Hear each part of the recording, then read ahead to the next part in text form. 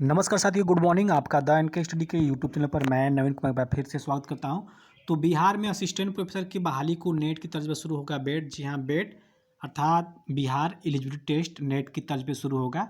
तो assistant professor की प्रक्रिया को पूर्ण करने के लिए, प्रक्रिया को तेज गति देने के लिए अब बिहार में नेट की भांति बेट का एग्ज़ाम होगा। जिस तरह अन्य स्टेट एग्ज़ाम कराती है, जैसे राजस्थान सेट कराती है, स्टेट एलिजिबिलिटी टेस्ट राजस्थान कराती है, वही मध्य प्रदेश भी सेट का एग्ज़ाम कराती है। तो जो अलग अलग राज्य हैं अपने अपने यहाँ जो है कि पात्रता परीक्षा कराते हैं असिस्टेंट प्रोफेसर की एलिजिबिलिटी के लिए।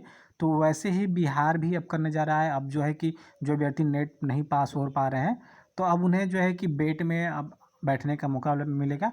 और बेट पास हो जाते हैं तो बिहार में ही असिस्टेंट प्रोफेसर के पद के लिए वे दावेदारी कर सकते हैं।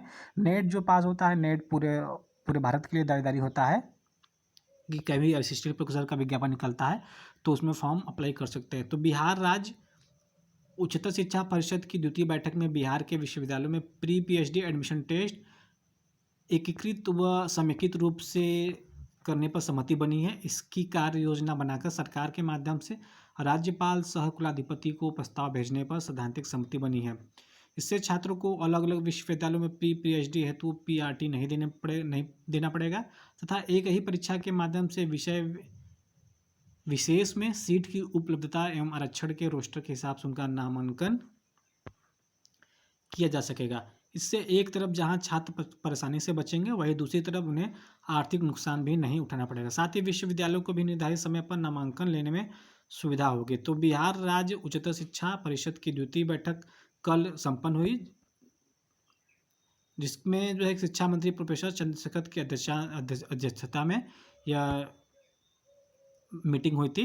तो बिहार राज्य उच्चतर शिक्षा परिषद के शिक्षा मंत्री पदेन अध्यक्ष हैं।